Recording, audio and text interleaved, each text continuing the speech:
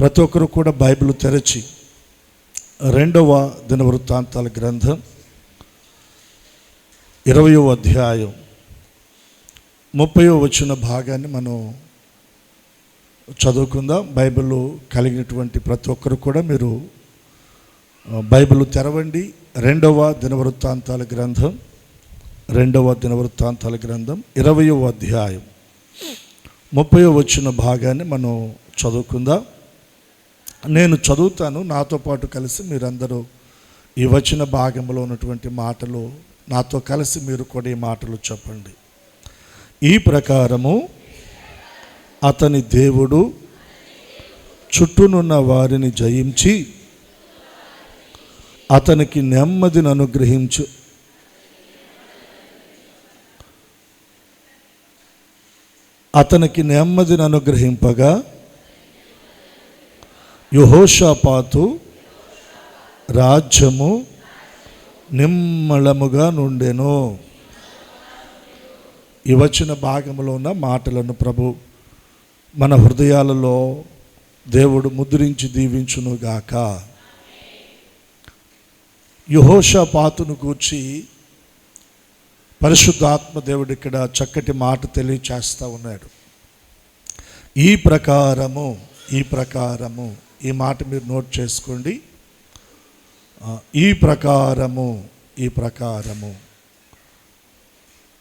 అతని దేవుడు చుట్టూనున్న వారిని జయించి అతనికి నెమ్మదిని అనుగ్రహింపగా యెహోషాపాతు రాజ్యము ఎలా ఉందంట? నిమ్మళముగా ఉండెను. కొందరిని గూర్చి కొందరు పలికే మాట ఏంటంటే, ఆ మనిషి చూడండి ఎప్పుడు నిండు కుండలాగా నిమ్మళంగా ఉంటాడు. అది నెమ్మదికి సాదృశ్యం. యెహోషాపాతు రాజ్యం, అతని యొక్క పరిపాలన, అతని రాజ్యంలో ఉన్న ప్రజలు, తన ఆర్థిక స్థితిగతులు, ఆరోగ్య పరిస్థితులు, ఇవన్నీ కూడా దేవుడు ఎలా చేశాడంటే నిమ్మళముగా ఉండేటట్లు చేశాడంటే. ఈ రోజున మనం గమనిస్తే మనిషి హృదయం కలవరాలతో నిండిపోయిందండి. కలవరాలు. ప్రభువైన యేసుక్రీస్తు వారు శరీరధారిగా ఉన్నప్పుడు తన శిష్యులతో ప్రభు పలికిన మాట, మీ హృదయములను కలవరపడనీయుకుడి. వారి హృదయాల్లో ఏముంది? కలవరం. ఎన్నో రకాల సమస్యలను ఎదుర్కొంటూ వాటిని అధిగమించలేక, వాటిని జయించలేక, వాటి ఎదుట ఓడిపోయినటువంటి వారై భవిష్యత్తును గూర్చిన చింత వారిని వేధిస్తూ ఉండగా వారి హృదయాలు కలవరాలతో నిండిపోయి. అయితే ప్రభు చెప్తున్న మాట ఏంటంటే, మీ హృదయాలను కలవరపడనీయుకుడి. ఇక్కడ యెహోషాపాతును గురించి మనం చదువుకున్నాం. యెహోషాపాతు రాజ్యము నిమ్మళంగా ఉందంటండి. యెహోషాపాతు రాజ్యము నిమ్మళంగా ఉండడానికి ఆ వచ్చిన భాగంలో మనం చదువుతున్న మాటలు, ఈ ప్రకారం అతని దేవుడు చుట్టూనున్న వారిని జయించి అతనికి నెమ్మది అనుగ్రహించెను. అతని దేవుడు నీకు నెమ్మది, నీ కుటుంబంలో పరిస్థితులు నిమ్మళించాలి అంటే అది ఎవరి ద్వారా సాధ్యపడుతుందంటే దేవుని ద్వారా మాత్రమే సాధ్యపడుతుంది. నీవుగా ఎన్ని ప్రయత్నాలు చేయి, అవన్నీ నిష్ప్రయోజనమే. మొదటిగా నీవు ఆధారపడవలసింది ఎవరి మీద అంటే దేవుని మీద. ఆ వచన భాగాన్ని మీరు గమనించండి. ఈ ప్రకారం అతని దేవుడు చుట్టూనున్న వారిని జయించే కృప ఇచ్చాడు. ఎప్పుడైతే ఆ జయాన్ని పొందాడో అతనికి నెమ్మది అనుగ్రహించబడింది. అతని రాజ్యము నిమ్మళంగా ఉంది. 20వ అధ్యాయం మనం ప్రారంభ వచనం దగ్గరకు వస్తే, ఇదైన తరువాత మోయాబీయులను, అమ్మోనీయులను, మోయోనీయులలో కొందరును దండెత్తి యెహోషాపాతు మీదకి వచ్చిరి. యెహోషాపాతు మీదకి వచ్చిరి.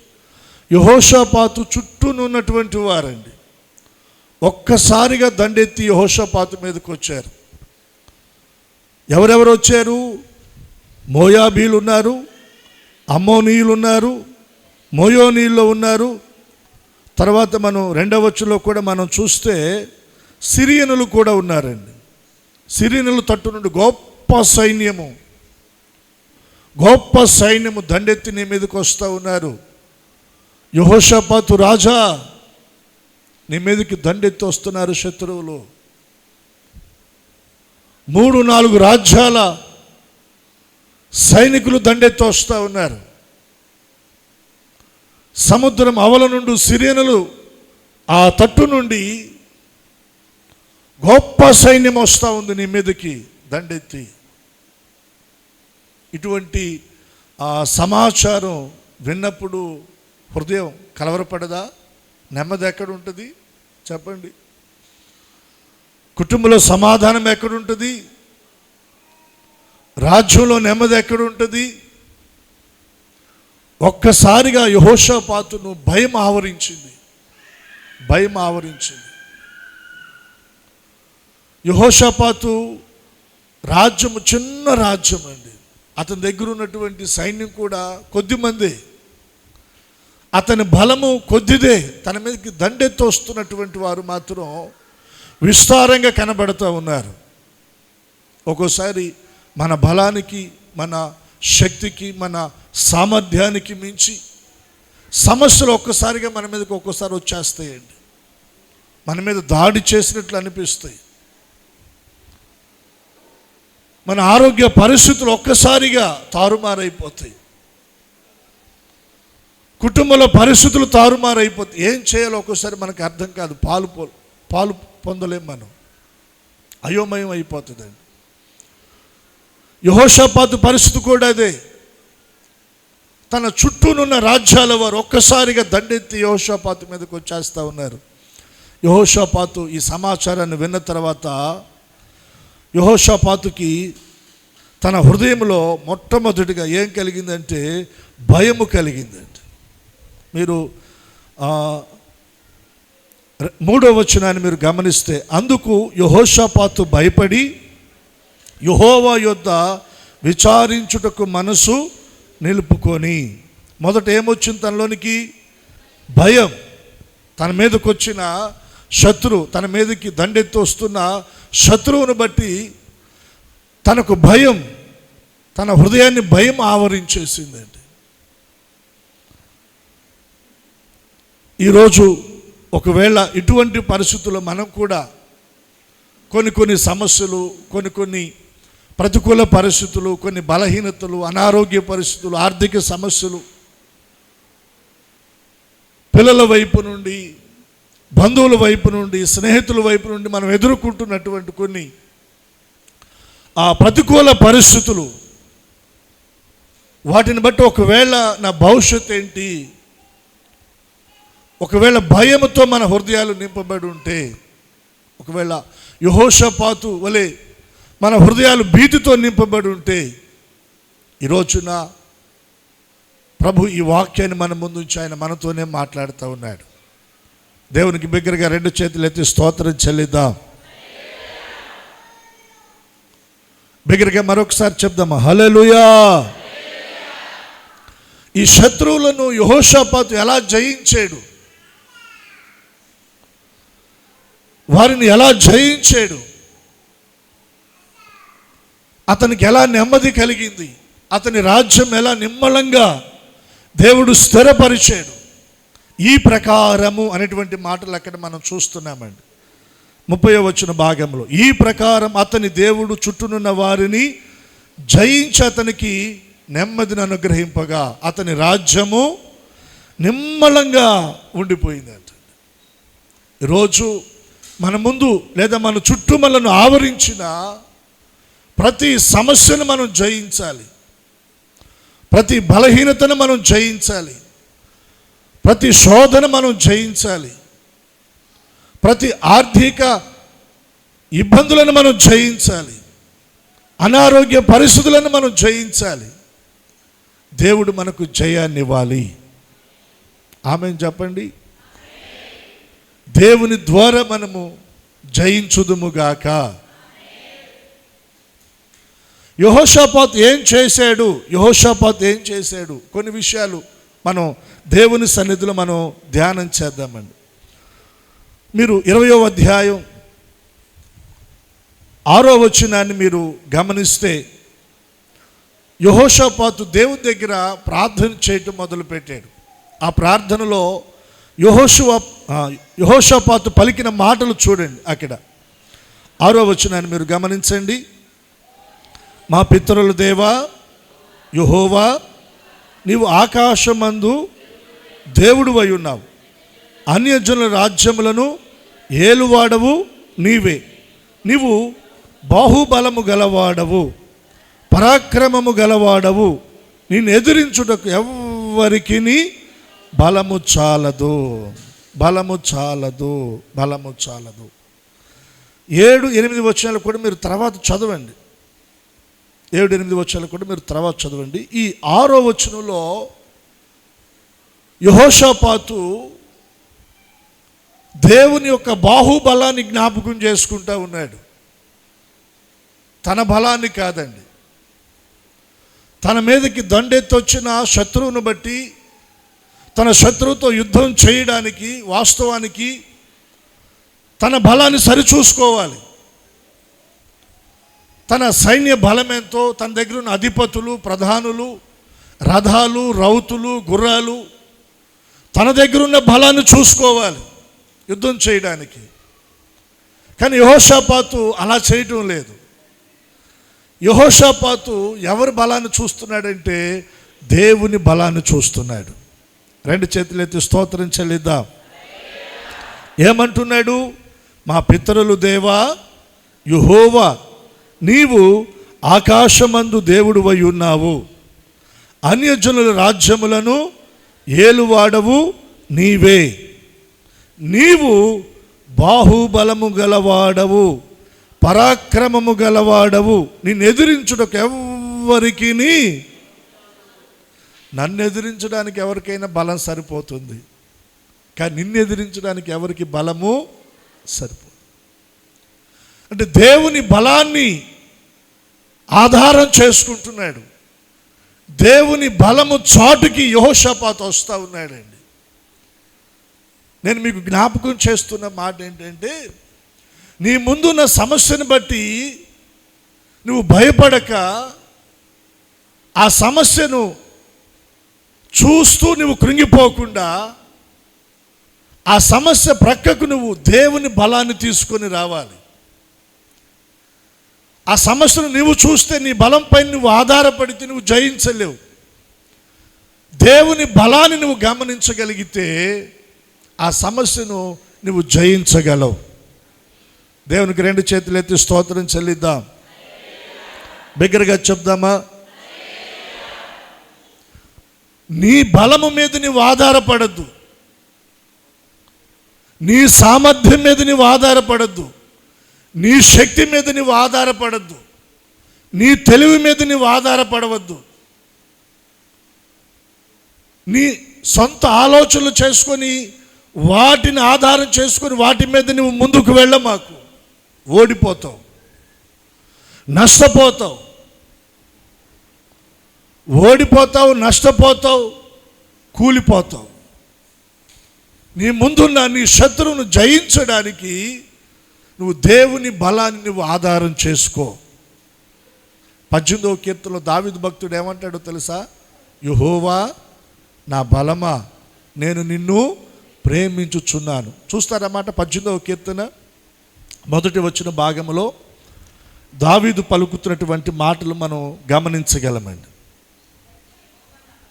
యెహోవా నా బలమా, నేను నిన్ను ప్రేమించుచున్నాను.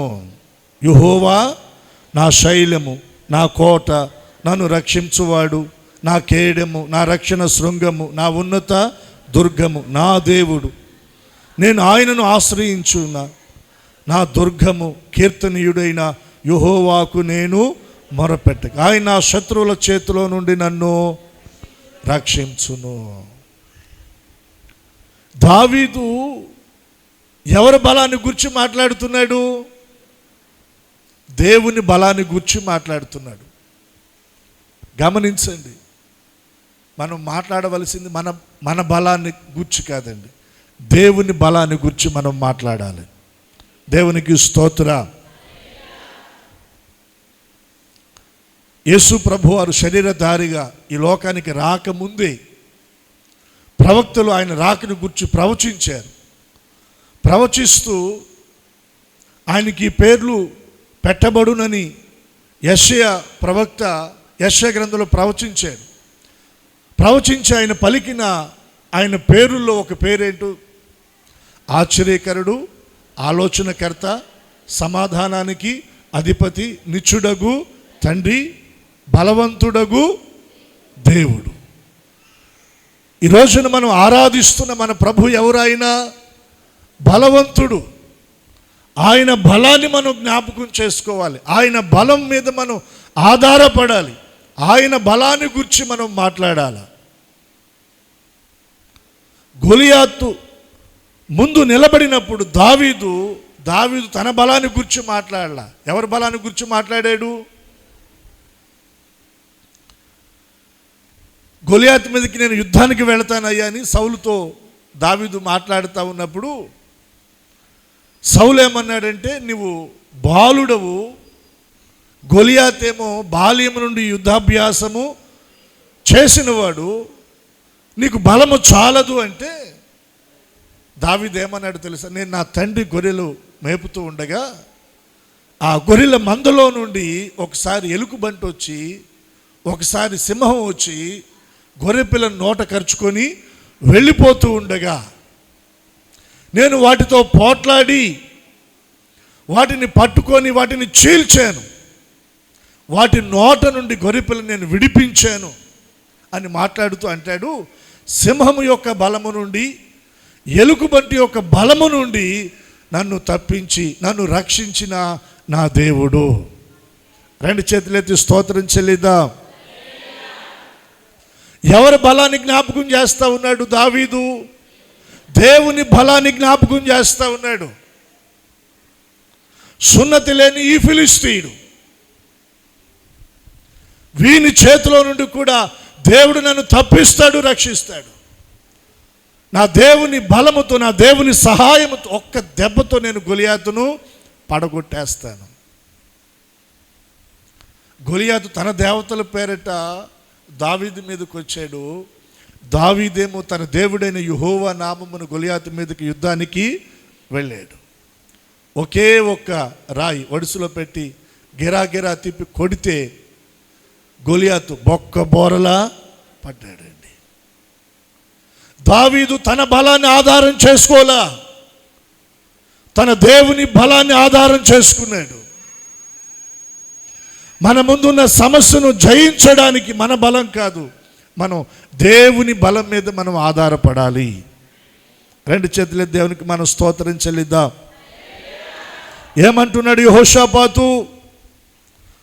మా పితరుల దేవా యెహోవా, నీవు ఆకాశమందు దేవుడువై ఉన్నావు, అన్యజనుల రాజ్యములను ఏలువాడవు నీవే, నీవు బాహుబలము గలవాడవు. ఏ బలము?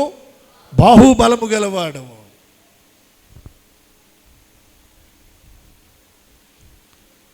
ఆయన బలం ఇంత అని మనం చెప్పలేమండి.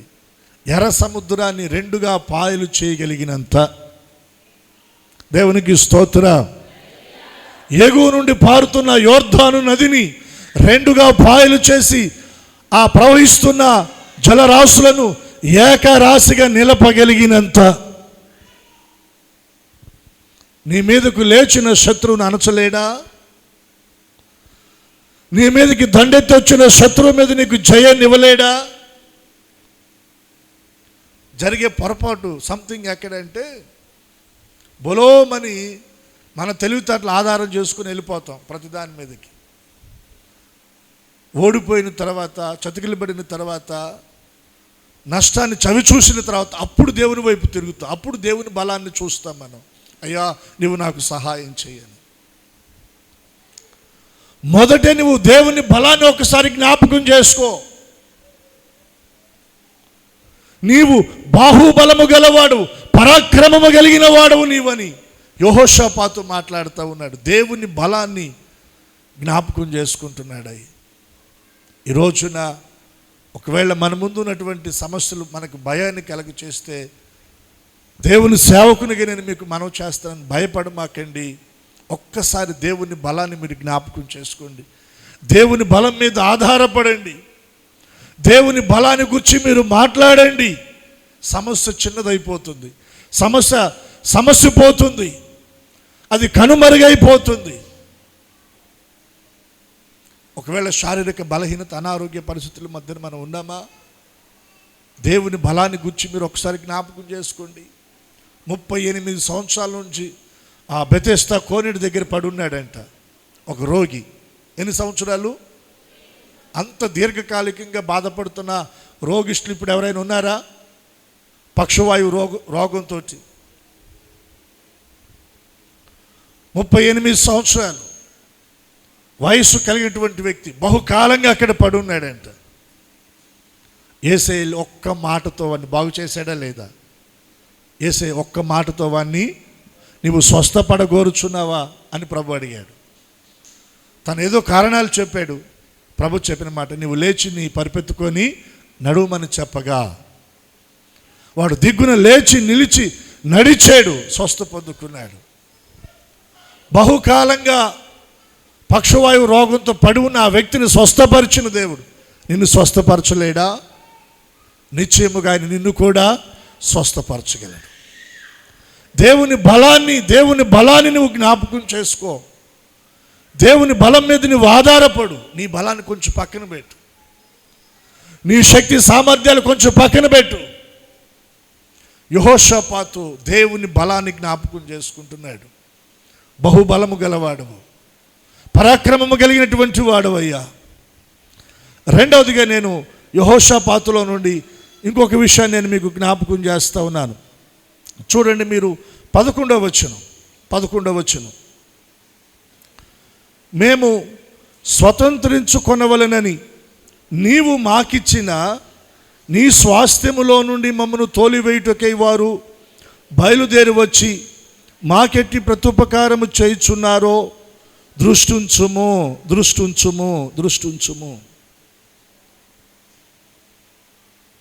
7వ వచనాన్ని కూడా మీరు గమనించండి. నీ జనులైన ఇశ్రాయేలు ఎదుట నుండి ఈ దేశపు కాపురస్తులను తోలివేసి నీ స్నేహితుడైన అబ్రహాము యొక్క సంతతికి దీన్ని శాశ్వతముగా నిచ్చిన మా దేవుడవు నీవే. ఒకటి, దేవుని బలాన్ని తను ఆధారం చేసుకొని మాట్లాడాడు.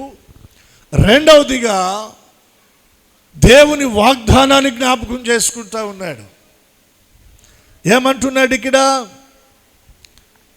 11వ వచనంలో, మేము స్వతంత్రించుకొనవలెనని నీవు మాకిచ్చిన నీ స్వాస్థ్యము. ఎవరి స్వాస్థ్యం అది?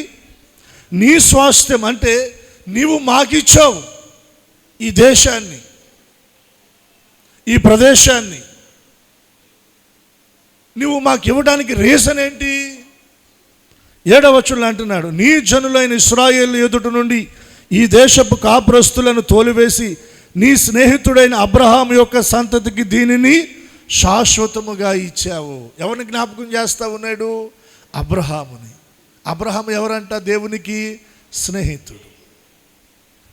నీ స్నేహితుడైన అబ్రహాముకి ఈ దేశాన్ని నీవు స్వాస్థ్యంగా ఇచ్చావు, అతని సంతతికి.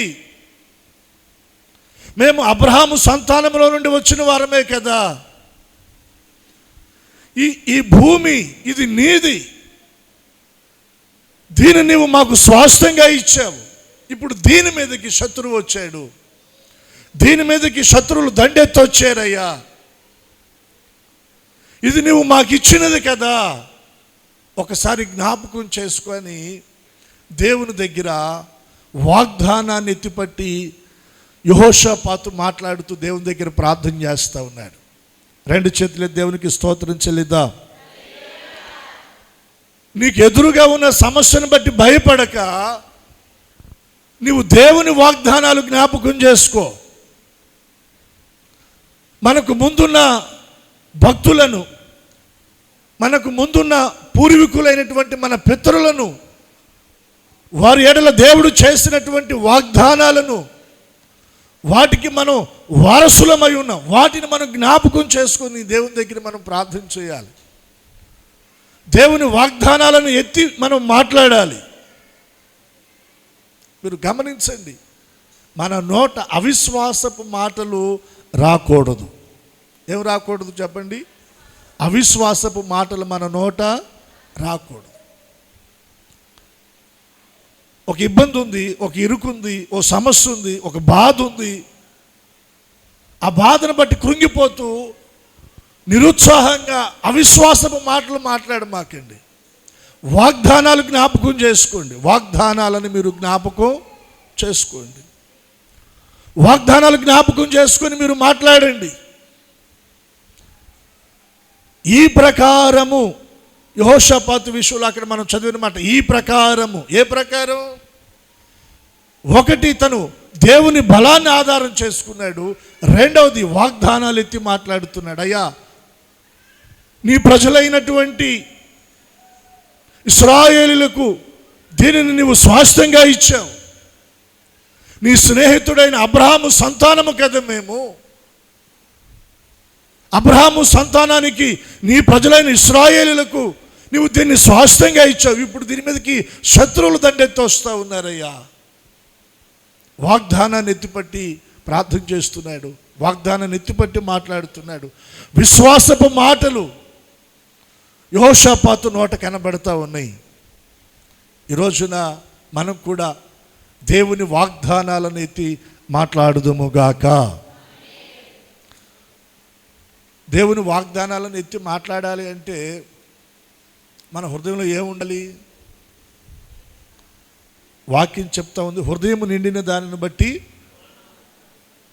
నోరు మాట్లాడుతుందంట. హృదయం నిండిన దానిని బట్టి నోరు మాట్లాడుతుంది. హృదయంలో ఏముండాలి? వాక్యం ఉంటే, హృదయం అంతా కూడా వాక్యం నింపబడి ఉంటే, మన ముందున్న సమస్యలతో ఆ వాక్యాన్ని ఎత్తిపట్టి మనం మాట్లాడతాం. సాతాను ప్రభు దగ్గరికి వచ్చారు. 40 దినాలు ఉపవాసం ఉన్నావు, నీకు బాగా ఆకలిగా ఉంది, ఈ రాళ్లను రొట్టెలుగా చేసుకొని తినని శోధించాడు. ప్రభు ఏమన్నాడు? ఆలోచించుకోలా, తడువుకోలా. మనుషుడు రొట్టె వలన మాత్రము కాదు కానీ దేవుని నోట నుండి వచ్చు ప్రతి మాట వలన జీవిస్తాడు. దేవుని వాక్యము మన హృదయంలో నింపబడి ఉండాలి. రకరకాల చెత్తంతా హృదయంలో పెట్టుకుంటాం, దేవుని వాక్యం మాత్రం పక్కన నెట్టేస్తాం. ఈ రోజున దేవుని వాక్యము నీ హృదయంలో నింపబడి ఉంటే నీ ముందున్న సమస్యను బట్టి అవిశ్వాసపు మాటలు రావు. దేవుని వాగ్దానాలు నీ నోట వస్తాయి. నేను భయపడను, ఇశ్రాయేలు ప్రజల సైన్యమునకు ముందు నడిచిన దేవుడే నాకు ముందున్నాడు. ఆయన నాకు ముందుగా పోవచ్చు, మెట్టగానున్న ఆ స్థలాలను ఆయన చదును చేస్తాడు, పల్లాలను పూడ్చివేస్తాడు, వంకర మార్గాలు తిన్నగా చేస్తాడని విశ్వాసంతో వాగ్దానాలు ఎత్తి మాట్లాడతావు. సమస్యను బట్టి కృంగిపోయి నిరుత్సాహంగా అవిశ్వాసపు మాటలు నీ నోట రానివ్వు. వాగ్దానాలు నీ నోట రావాలి. మన ముందు దేవుడు చేసిన అద్భుతాలు మన నోట రావాలి. ఆశ్చర్య కార్యాలు మన నోట రావాలి. దేవుడు మన విషయమై చేస్తున్న, గతంలో చేసిన వాటిని మనం జ్ఞాపకం చేసుకొని ఆ మాటలు మనం మాట్లాడాలండి. 2 చేతుల దేవునికి మనం స్తోత్రం చెల్లిద్దాం. బిగ్గరగా చెప్దామా? ఈ రోజున చాలామంది వారి బాధలో, వారి కష్టంలో ఇటువంటి విశ్వాసహితమైనటువంటి మాటలు, దేవుని వాగ్దానాలను ఎత్తిపట్టే మాటలు రావటం లేదండి. కారణం ఏంటంటే వాళ్ళ హృదయాల్లో దేవుని వాక్యము లేదు. ఎఫెసీ పత్రికలో దైవజనుడు ఒక మాట అంటాడు. అందుకనే మీరు చూడండి, ఈ మాటలు మనకు చాలా అవసరం. మీరు బైబిల్ తెరిచి ఎఫెసీయులకు రాసినటువంటి పత్రికలో పౌలు గారు పలికినటువంటి ఒక మాట చూడండి. 15వ వచనం నుండి మనం గమనిస్తే, దినములు చెడ్డవి గనుక మీరు సమయమును పోనీక సద్వినియోగము చేసుకొనొచ్చు, అజ్ఞానుల వలె కాక జ్ఞానుల వలె నడుచుకున్నట్లు జాగ్రత్తగా చూచుకొనుడి. ఇందు నిమిత్తం మీరు అవివేకులు కాక ప్రభు యొక్క చిత్తమేమిటో గ్రహించుకొనుడి. 18వ వచనం, మరియు మద్యముతో మత్తులై ఉండకుడి, దానిలో దుర్వ్యాపారము కలదు. 19వ వచనం, అయితే ఆత్మపూర్ణులై ఉండండి. దేంతో మనం నింపబడాలి? ఆత్మపూర్ణులై మీరు ఉండండి. దేనితో నింపబడాలి? దేవుని ఆత్మతో మనము నింపబడాలి. అలాగే కొలసీ పత్రికలో కూడా ఇంకొక మాట మనం చూద్దాం. 3వ అధ్యాయం 16వ వచనం, సంగీతములతోనూ కీర్తనలతోనూ ఆత్మ సంబంధమైన పద్యములతోనూ ఒకరినొకడు బోధించుచు బుద్ధి చెప్పుచు కృపాసహితముగా మీ హృదయములలో దేవుని గూర్చి గానము చేయుచు సమస్త విధములైన జ్ఞానముతో క్రీస్తు వాక్యము మీలో సమృద్ధిగా నివసింపనీయుడి. ఎలా ఉండాలి? ఆహార ధాన్యాలు సమృద్ధిగా ఉండాలని కోరుకున్నావు ఇంట్లో. ఆర్థికంగా కాస్త ధనం సమృద్ధిగా ఉండాలని కోరుకున్నావు ఇంట్లో. సంతోషం, సమాధాన సమృద్ధి, సంతోష సమృద్ధి, వీటి మీద ఆలోచన పెట్టావు. మంచిదే, కాదనటం లేదు. కానీ నీ హృదయంలో వాక్య సమృద్ధి ఉందా? నీ అంతరంగంలో దేవుని వాక్య సమృద్ధి ఉందా? హృదయము నిండిన దానిని బట్టి నోరు మాట్లాడుతుంది. 3-4 రాజ్యాల వారు దండెత్తి ఒక్కసారిగా వస్తే యెహోషాపాతు భయపడ్డాడు. కానీ తన నోట ఏమొస్తా ఉన్నాయి? దేవుని వాగ్దానాలు వస్తూ ఉన్నాయి. విశ్వాసహితమైన మాటలు పలుకుతూ ఉన్నాడు. దేవుని వాగ్దానాలను గురించి మాట్లాడుతున్నాడు. తన పితరులను జ్ఞాపకం చేసుకుంటా ఉన్నాడు. గుండెలు బాదుకోలా, అయ్యో అయ్యోని పెడకేకలు పెట్టి ఏం చేయాలని బంబెలెత్తిపోలేదండి. దేవుని వాగ్దానాలు ఎత్తి మాట్లాడుతూ ఉన్నాడు, ప్రార్థన చేస్తూ ఉన్నాడు. కారణం ఏంటంటే తన పితరుల జీవితాల్లో దేవుడు చేసిన కార్యాలన్నీ కూడా తన హృదయంలో నింపుకున్నాడు. వాటిని గురించి మాట్లాడుతున్నాడు. ఇక్కడ పౌలు గారు కూడా అదే అంటున్నాడు. ఏమంటున్నాడు? సంగీతములతోనూ కీర్తనలతోనూ ఆత్మ సంబంధమైన పద్యములతోనూ ఒకరినొకడు బోధించుచు బుద్ధి చెప్పుచు కృపాసహితముగా మీ హృదయములలో దేవుని గూర్చిన గానము చేయుచు సమస్త విధములైన జ్ఞానముతో క్రీస్తు వాక్యము మీలో ఎలా ఉండాలి? క్రీస్తు వాక్యం మీలో సమృద్ధిగా నివసింపనీయుడి. ఆదివారం వాక్యం మీ హృదయంలో ఉందా? శనివారం వాక్యం మీ హృదయంలో ఉందా? ఉపవాస కూడికల్లో వాక్యం మీ హృదయంలో ఉందా? సమృద్ధిగా హృదయంలో వాక్యాన్ని నింపు. ఖాళీ అవుతూ ఉంటుంది. తిన్న ఆహారం అంతా కడుపులో ఉంటుందా? జీర్ణం అవుతూ ఉంటుంది, వెళ్ళిపోతూ ఉంటుంది. మరలా ఏం చేస్తూ ఉంటాం? ట్యాంక్ లోడ్ చేస్తూ ఉంటాం. ఏమాత్రం దాన్ని మనం ఖాళీగా పెట్టాం. ఉదయం టిఫిన్ అంటాం, దానికి చక్కగా బ్రేక్ఫాస్ట్ అని పేరు పెట్టాం. మధ్యాహ్నం చక్కగా సమయానికి మరలా భోజనం, దానికి ఏం పేరు పెట్టాం? లంచ్. మళ్ళా సాయంత్రం దానికి ముందుగానే మళ్ళా స్నాక్స్ అంట. ఎన్నింటికి? ఖాళీ అవనిస్తున్నావా? ఆరంగా వేస్తున్నాం లోన. మళ్ళీ నైట్కి డిన్నరు రకరకాల వాటితో. ఈ శరీరాన్ని బలపరుచుకోవడానికి, పోషించుకోవడానికి, ఆరోగ్యంగా ఉండడానికి వీటన్నిటిని మనం చక్కగా మన దేహంలో నింపుతూ ఉన్నామండి. మరి మన హృదయంలో దేవుని వాక్యాన్ని సమృద్ధిగా నివసించేటట్లుగా మనం చూస్తున్నామా? ఉదయం వాక్యం, మధ్యాహ్నం వాక్యం, సాయంత్రం వాక్యం, అవకాశం వచ్చినప్పుడల్లా దేవుని వాక్యాన్ని మనం లోనికి పంపించాలి. ఈ మధ్య కాలంలో నేను ఒక చిన్న వీడియో చూశానండి. ఒక గ్లాసులో, ఒక గాజు గ్లాసులో మట్టితో కలిసిన నీళ్లు నింపి ఆ గ్లాసును తీసుకుని వెళ్ళి ట్యాప్ దగ్గర పెట్టి ట్యాప్ ఓపెన్ చేశారు. ట్యాప్లో నీళ్లు, మంచి నీళ్లు, మట్టి నీళ్లతో నిండిన ఆ గ్లాసులో ఆ నీళ్లు పడతా ఉన్నాయి. కొద్ది సమయానికి ఏం జరిగింది? ఆ మట్టి నీళ్ళన్నీ కూడా పొర్లి బయటికి వెళ్ళిపోతూ ఉన్నాయి. అలా కొద్ది సమయానికి ఆ నీళ్ళన్నీ వెళ్ళిపోయినాయి. ఈ ట్యాప్లో నుండి వచ్చిన మంచి నీళ్ళు ఆ గ్లాస్ తోటి నింపబడి, అంటే ఎంత ఎక్కువగా నీళ్లు వస్తూ ఉన్నాయో ఆ వచ్చిన కొలది ఆ మట్టి నీరంతా కూడా బయటికి వెళ్ళిపోతూ ఉంది. మన హృదయాలు కూడా రకరకాల చెత్తతో నింపబడి ఉన్నాయి. మార్కు సువార్తలో మనం చూస్తాం. అదంతా బయటికి వెళ్ళిపోవాలంటే దేవుని వాక్యం మనలోనికి రావాలి. దేవుని వాక్యం మన హృదయము దేవుని వాక్యంతో నింపబడాలండి. సమృద్ధిగా దేవుని వాక్యంతో నింపబడాలి.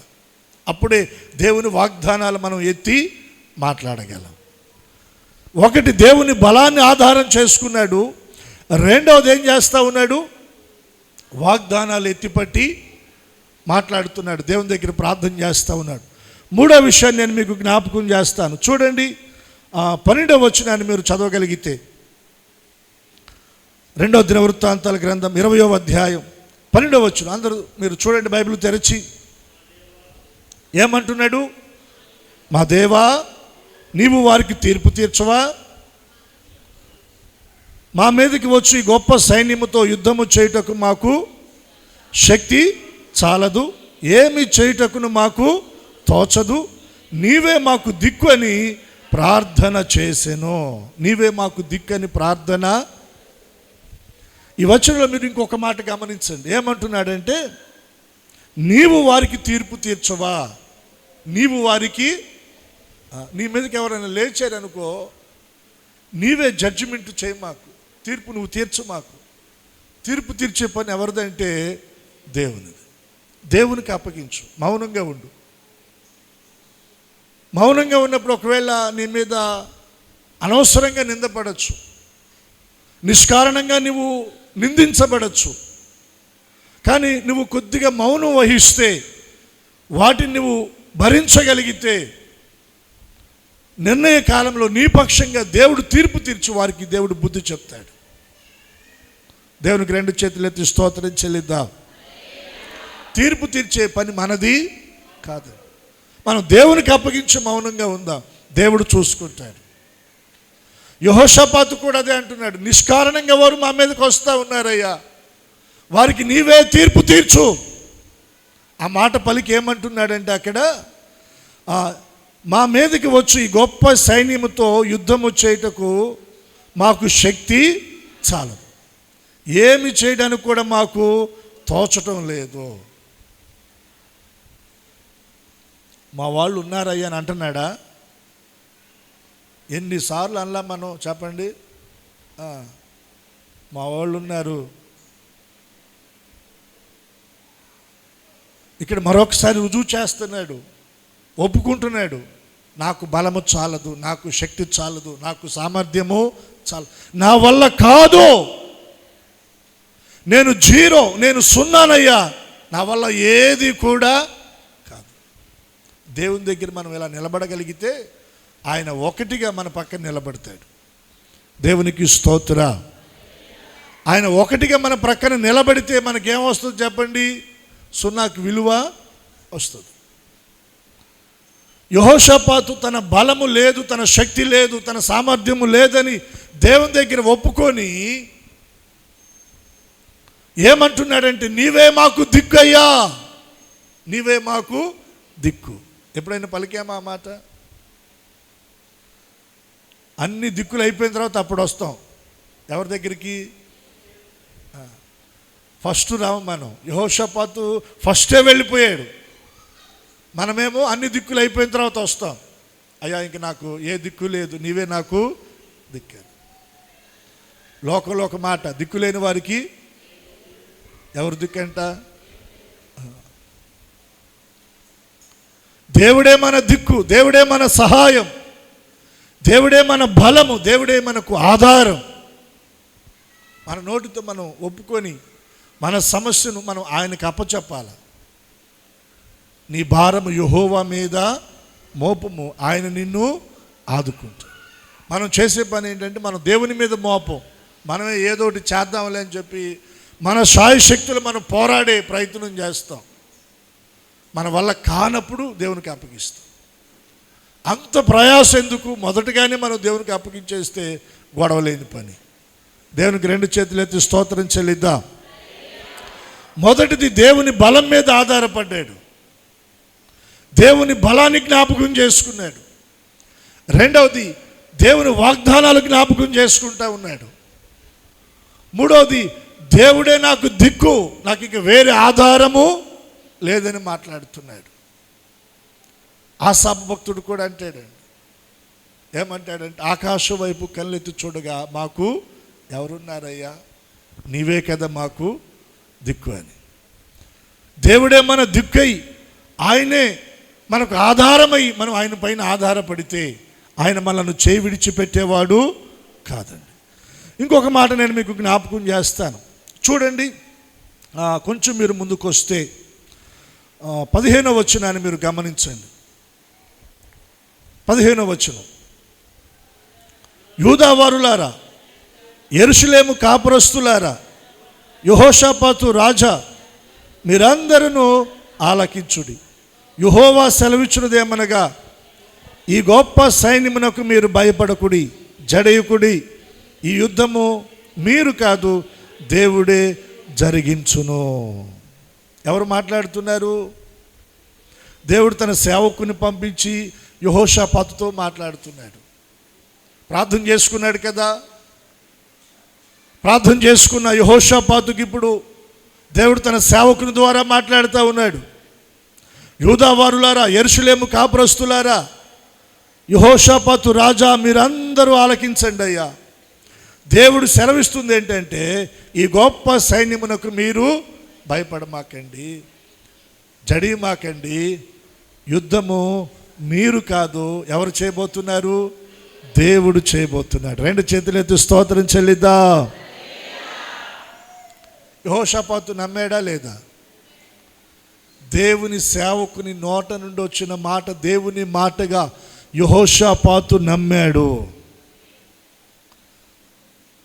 దేవుని మాటను విశ్వసించి యెహోషాపాతు అడుగులు వేశాడండి. యెహోషాపాతు అడుగులు వేశాడు. 4వదిగా యెహోషాపాతు దేవుని మాటను విశ్వసిస్తూ ఉన్నాడు. దేవుని మాటను ఆధారం చేసుకొని నమ్ముతూ అడుగులు వేస్తూ ఉన్నాడు.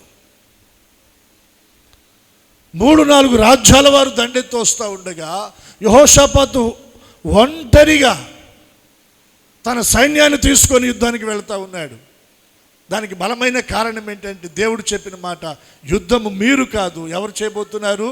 మీ పక్షంగా దేవుడే చేయబోతున్నాడు. ఈ రోజున మనం నమ్మితే మన పక్షంగా దేవుడు యుద్ధాన్ని జరిగించబోతున్నాడు. యుద్ధమును జరిగించాయని మనకు జయాన్ని ఇస్తాడు, జయాన్ని ఇస్తాడండి. 5వదిగా మనం జ్ఞాపకం చేసుకుంటే 22వ వచన భాగం, 22వ వచన భాగం లేదా 21 నుండి మనం చదవగలిగితే, మరియు అతడు జనులను హెచ్చరిక చేసిన తరువాత యెహోవాను స్తుతించుటకు గాయకులను ఏర్పరిచి, వారు పరిశుద్ధ అలంకారములు ధరించి సైన్యం ముందు నడుచుచు, యెహోవా కృప నిరంతరముండును, ఆయనను స్తుతించుడని స్తోత్రము చేటుకు వారిని నియమించెను. దేవుని మాటను నమ్మాడు. 5వది ఏం చేస్తూ ఉన్నాడంటే, దేవుణ్ణి స్తుతిస్తున్నాడు. దేవుని కృపను ఎత్తిపట్టి దేవుని స్తుతిస్తూ ఉన్నాడండి. దేవుని స్తుతిస్తూ ఉన్నాడు. ఇప్పుడు మనం 30వ వచనం దగ్గరకు వస్తే ఈ ప్రకారము, ఏ ప్రకారం చెప్పండి? ఈ ప్రకారం. ఏ ప్రకారం? 1, దేవుని బలాన్ని ఆధారం చేసుకున్నాడు. 2, దేవుని వాగ్దానాలను ఆధారం చేసుకున్నాడు. 3వది, దేవుడే దిక్కని దేవుణ్ణి ఆధారం చేసుకున్నాడు. 4వది, దేవుని సేవకుడు మాట్లాడిన దేవుని మాటలను నమ్మాడు. 5వది, దేవుణ్ణి స్తుతించాడు. ఈ ప్రకారము యెహోషాపాతు మీదకి వచ్చినటువంటి శత్రువులను యెహోషాపాతు జయించాడు. యెహోషాపాతు యుద్ధం చేయలా, యెహోషాపాతు పక్షంగా దేవుడు యుద్ధం చేశాడు. 2 చేతులెత్తి స్తోత్రం చెల్లిద్దాం.